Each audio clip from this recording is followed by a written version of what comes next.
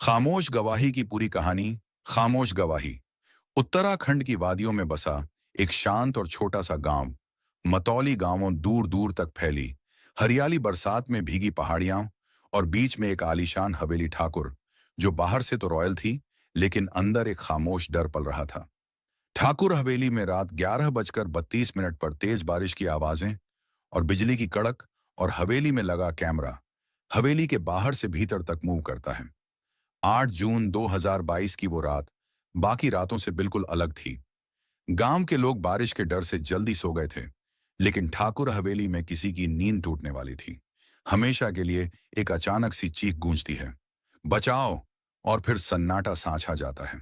और फिर अगली सुबह गांव में हलचल सी होती है। सुबह 6:10 पर पुलिस आ जाती है।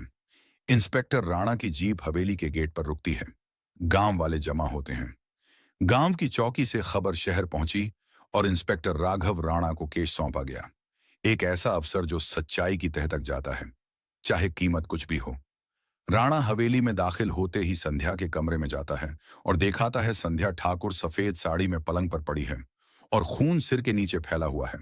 राणा धीमे से कमरे का दरवाजा देखता है कि कमरे का तो दरवाजा अंदर से लॉक था, कोई जबरदस्ती अंदर नहीं आ सकता है। तो फिर मर्डर कैसे हुआ? ठाकुर हवेली में उस रात 3 लोग मौजूद थे। संध्या ठाकुर, घर की नौकरानी, मीरा और विवेक की बेटी अनया। विवेक ठाकुर, जो कि सांध्य का पति है, जिसे फोन पर बातचीत के अकॉर्डिंग वे पुलिस को बताता है कि मैं दिल्ली में था। रात 10:15 की फ्लाइट की टिकट है मेरे पास, और अगर आप कहें तो मैं आप वे भेज सकता हूं। राणा सवालिया लहजे में, बीवी मर रही थी और आप शहर में बिजनेस मीटिंग में थे।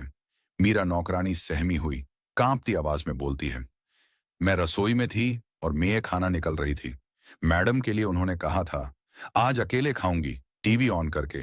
फिर चीख आई। मैंने दरवाजा तोड़ने की कोशिश की, लेकिन देर हो गई थी।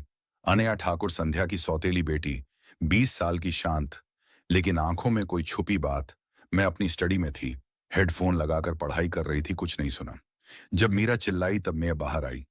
एक सौतेली माँ, एक बेटी जो जबरदस्ती का रिश्ता निभा रही थी, और एक रात जो हमेशा के लिए बदल गई। पुलिस कमरे की जांच करती है। दरवाजा अंदर से बंद था, कोई जबरदस्ती घुसा नहीं।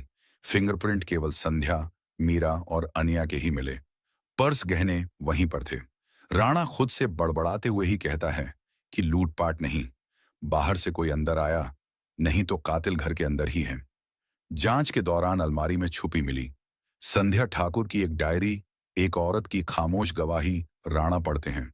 वो कहता है, मैं उसके रास्ते का कांटा हूं, लेकिन मैं इतनी आसानी से